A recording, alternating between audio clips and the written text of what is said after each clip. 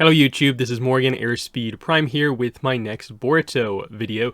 This is going to be my speculation ahead of Boruto 2 Blue Vortex Chapter 8, which is going to be coming out on March 20th. So we're just over a week away from the chapter.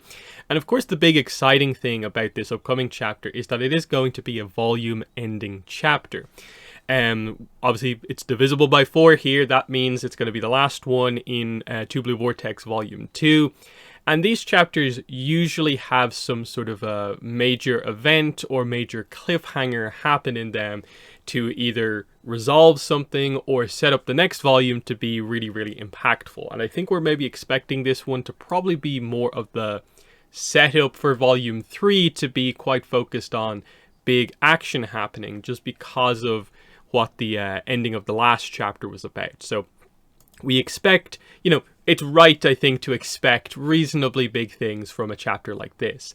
So just to quickly go over chapter 7 a little bit again. So the big thing right at the end of the chapter was that we got the idea that Jura is going to decide to visit Naruto, who of course is his target.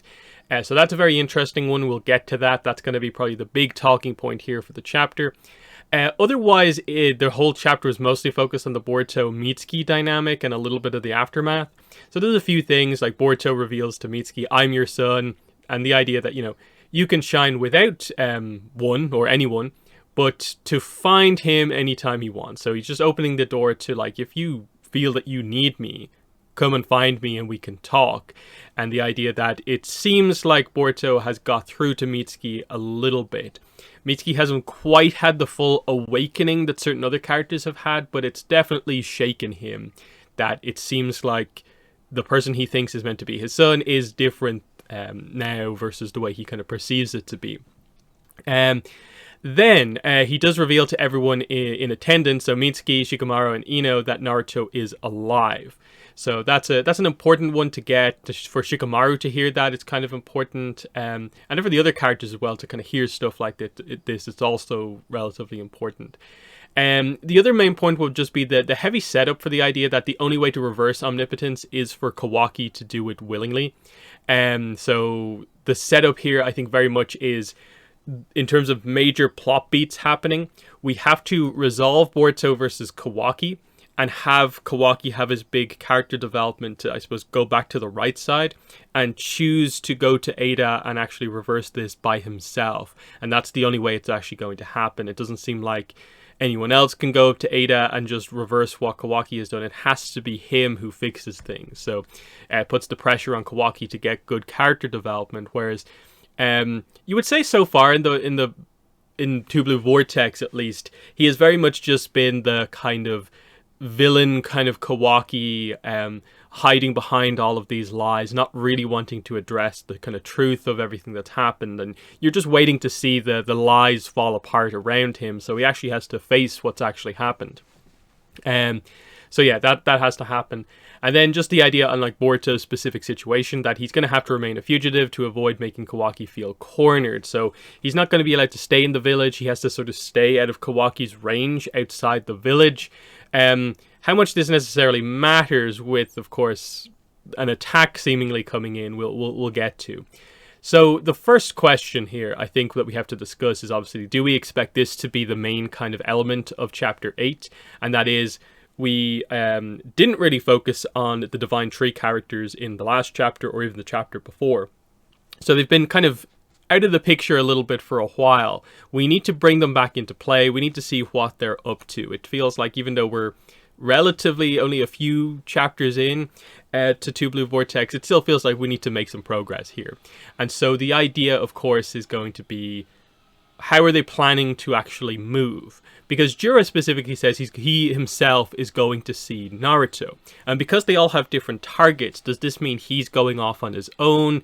Does it mean the entire group is going to go? And then specifically with Naruto, because he's in the kind of Kawaki / Ishiki kind of alternate dimension where he kind of stores his kind of shrunk things,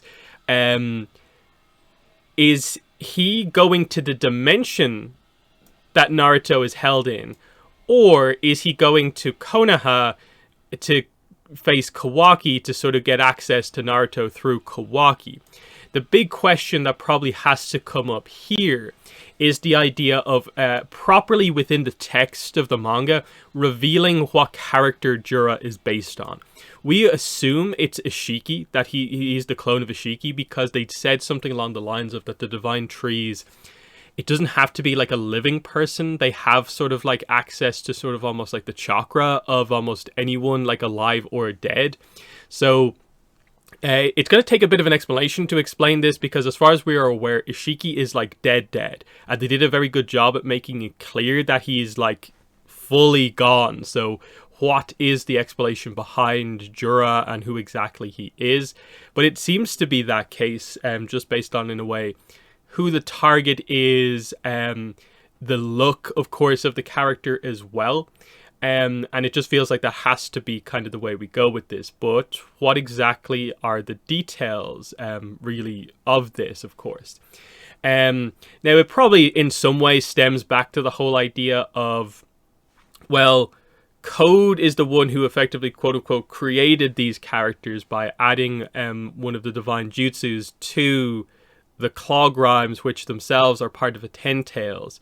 So because Code has those powers basically through Ishiki, through the god Otsutsuki, there is a connection sort of back to Ishiki in some way. If not, the only other answer you would probably have to have is like, is Jura based off the god Otsutsuki in some way? So we'll see what exactly they do with this, but I think most people agree it's Jigen / Ishiki what they're kind of doing with here. So I'm wondering, is that maybe going to come out? That would make sense if Jura especially decides to act on his own, because we could get this interesting situation where, like, if it is just that he can access, like, because he is based on Ishiki, he would have access to the dimension by having maybe somewhat similar powers to Ishiki and also Kawaki. That means he can just go straight in to where Naruto is and potentially just pull him out in that way. Now, I'm guessing Kawaki would probably be aware of that, and so either Naruto's coming back into the story, or we're going to get this somewhat private conflict between Jura and Kawaki straight away. If not, then the setup probably has to be attack on Konoha, which is what always tends to happen in Naruto and Boruto, but the setup here is, I think, pretty decent because, of course, if everyone is making their moves on their targets, everyone is in the Leaf Village. Everyone's in Konoha. Because, of course, to recap this again, so Matsuri, who's based on Moegi, is after Konohamaru. Hidari, who's based on Sasuke, is after Sarada. And then, of course, the one who's based on Bogue, who's not named, is after Ada. And all of these characters are in Konoha right now. And then even there's the whole distinction of, like, well, Kawaki is the way to get access to Naruto. If not, then I guess he just has to find some way to access it. But either way, it feels like, okay, they all probably have to go to Konoha to make this happen. And they probably all will go together to just make it a big event kind of battle. It'll bring a lot of, people into play, characters, and we'll get the action scenes that we kind of want to get access to. So, yeah, village attack seems, I think, highly, highly likely. It's just about, like, what exactly we're doing here. Is that, like, are we getting this early on and the whole chapter is basically about this? Or are we going to get the sort of calm before the storm and we'll get the cliffhanger ending to the chapter being Jura and or the others arriving at the village, and it's the setup that next volume is actually going to deal with what's happening here, and which prompts the idea of, well, what else can be in the chapter? For me, what I want is I want character development and I want character details about, Sarada, Sumire, just addressing stuff like, Sarada and her powers, like how is she trained at the Sharingan, the Mangekyo Sharingan as well. Where is she at? We've got a good sense of Boruto. We haven't got a good sense with Sarada. What is Sumire about necessarily as a character these days? I want to see more of that. I would really like to see Himawari again because, of course, there was some very mysterious things they did with her character towards the end of the original Boruto. And even now, it feels like she's in a bit of an interesting spot where they haven't really brought her into play except the one chapter we did see her in. So where's she going to stand on everything, and how has she seen through everything? And then there's the whole like demon notices something kind of unique about her in some way. What's that about? That's a big question. But then there's also just the idea you need to also spend some time to develop the characters who are going to be involved in these fights. So, like, going back to it temporarily, of course, Jura and Kawaki make sense to be the main character who would go after Jura, because Kawaki doesn't like Ashiki, so if this guy's based on Ashiki, he'd want to do that. This guy is the one who's obviously going to come across as being the most Otsutsuki-like, so again, that's another reason Kawaki wants to fight this guy, especially because Naruto's his target, and then Kawaki cares about Naruto so much he's kind of hidden him away in a different dimension. It's perfectly set up that that's the reasoning there. Of course, with Matsuri, who's after Konohamaru, it sets up the idea of Konohamaru leading Moegi's team against her as like a big fight. So like this kind of 4-on-1 fight. And I think a lot of us are kind of reasonably excited for this, because we are hoping to maybe get to see someone using Moegi's skill set to its maximum. So will we see her with Wood Style? So that's one of the things we're looking for. Is like, will we see her with Wood Style here and show that this is something that Moegi is actually capable of, and it allows Konohamaru to maybe shine in a big fight. Shigadai, Inojin, and Chocho all getting a chance here in a big fight. But I think you need to use them a little bit more ahead of time. We've had like one scene so far with them, but what else? Because we're going to have to show those characters kind of growing and evolving in terms of, do any of them necessarily have the tools to take out such a powerful foe? That's kind of the question that we would have here.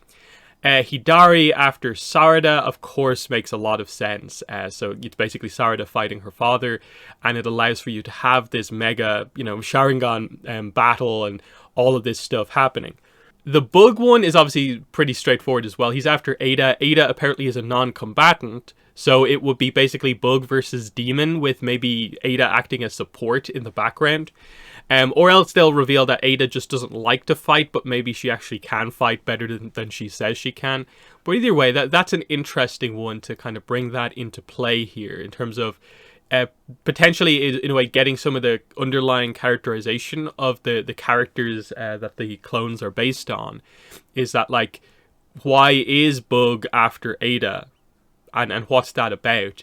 And just in general across all of these potential fights coming up, is I think we are looking to see what they do with the Divine Tree characters when it comes to like what their motivations are. And like the other dialogue with Jura from the chapter, let me get it up here, is like, yeah, he's reading all these books and he's like, the more I acquire, the more questions arise, and the more things I don't know. It reveals my ignorance, basically, not knowing all of this stuff. But these books don't hold the answers to his questions, so he's going to see Uzumaki Naruto. What's that about? Like, what is their ultimate goal? Because they have their sort of innate goal, which is they want to consume an Otsutsuki to form a proper divine tree, to get some sort of a chakra fruit thing. Now, as far as we're aware, that can't really happen just with the situation that we have here, but is there going to be a unique reveal about what these characters are about, what they can do based on like what they are, basically? So there's going to have to be some interesting reveals about this.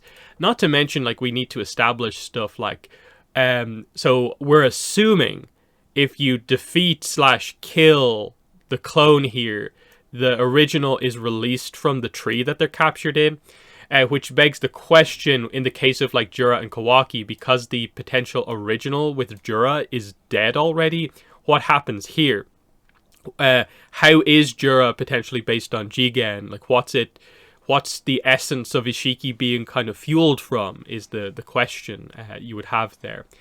And then just, it's basically a lot of the other talking points of just like this plot point of like Amado, his daughter, Kawaki, and the idea that we can potentially revive Akebi.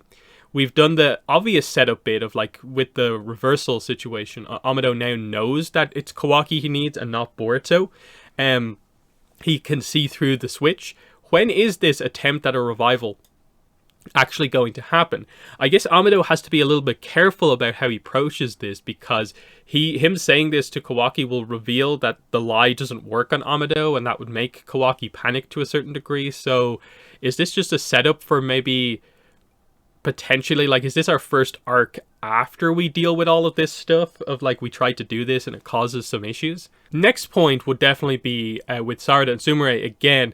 Are we ever going to actually tackle the details about why Sarada and Sumire are immune from Ada's omnipotence? Why didn't that actually work with them? That feels like relatively important, but it almost feels like I can't see a pathway to us learning more about this just with what's going on right now. So it feels like it's just going to have to be some sort of a casual reveal that just comes out at some point. I'm assuming they might just get to some sort of an explanation of just like Ada, in a way, innately could like remove the people she considers her friends from it, and it might connect back to that whole idea as well. And then it's just the obvious questions about other characters, like what's Kashin Koji up to at this point? Like, okay, he's sort of supporting Boruto from the background, but what's he actually doing? Are we going to get the details on how he met up with Boruto and what his kind of plan is? What does he know about what's happening currently? I think everyone just wants to know more about this character. Kind of similar with Code, it feels like he has been completely sidelined, but he's obviously not been killed for a reason. So they're trying to create an importance around Code as this kind of villain who wants to follow in the footsteps of like the kind of main villain, Ishiki. And he's caused chaos, but is ultimately not as competent of a villain as you maybe think he is. So what are we doing with him? Are we eventually building to like he'll have to fight with us or what? Because it just feels like we either have to do something with him now, or he just remains kind of relatively unimportant in the grand scheme of the story. Because what fight is he going to get involved in? The only ones that really make sense would be Jura, because of the Ishiki connection. And even then, it's like, is he going to fight the person he cares about so much, if that's what it gets revealed to be? Otherwise, the only other one that maybe makes a little bit of sense is Bug, but that is very much assuming the idea of like Code's going to step in to help defend Ada because he cares about her, or potentially because he wants to free Bug because Bug was the only one who sort of like properly like allied with him, maybe.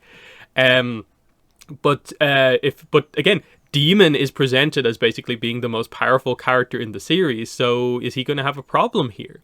But then you get the idea that, wait, Bug was the one who actually knew what all of these characters' abilities were, so maybe Bug kind of has a counter, and especially with it being a skilled, divine tree character here, might be able to execute on some sort of that clever knowledge to defeat Demon. So Code might actually be needed. So it's all about just the positioning of these characters and what exactly is going to happen. Because the big picture stuff that we have to build up to is, we have to get Boruto versus Kawaki eventually. But it also feels like we have to defeat these Divine Tree characters in terms of what's going on here. And then in a larger picture situation, I'm guessing we probably will have to deal with the actual Otsutsuki clan as well, because I'd be stunned if they don't begin to introduce like the heads of the clan and others coming into play here, because I think we set up that whole God Otsutsuki plot for a reason, and it's because we probably have to deal with that in some way, because I probably actually should have this in here actually. This is probably a major plot point actually, is Momoshiki. When are we going to get to see Momoshiki again in the context of Boruto? He's been so skilled that he hasn't been pushed to draw out Momoshiki. But what's going on here? And this gets into the whole idea of Momoshiki's kind of visions of the future about Boruto's destiny.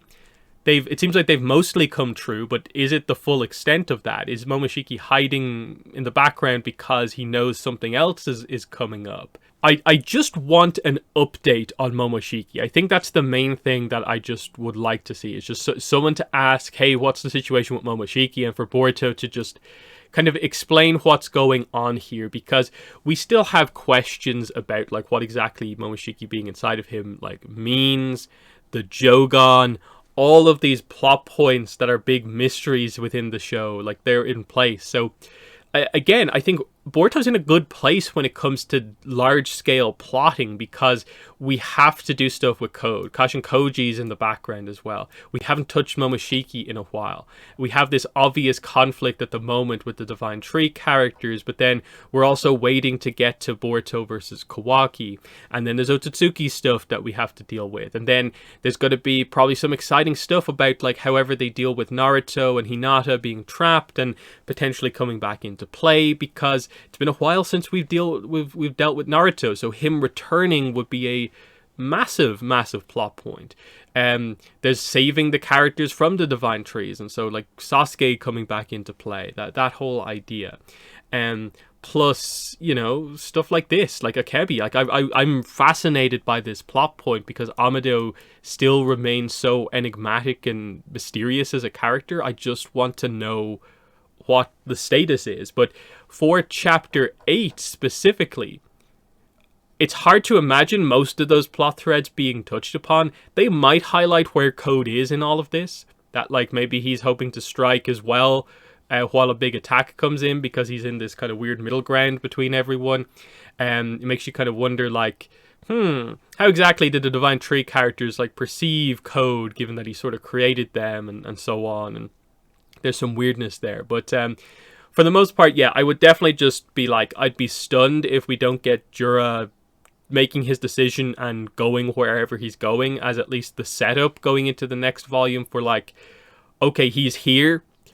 We now know the attack is either Jura against the Leaf Village or the whole group of 4 against the Leaf Village, or he's appeared in the dimension next to Naruto, which would be a very interesting reveal to do.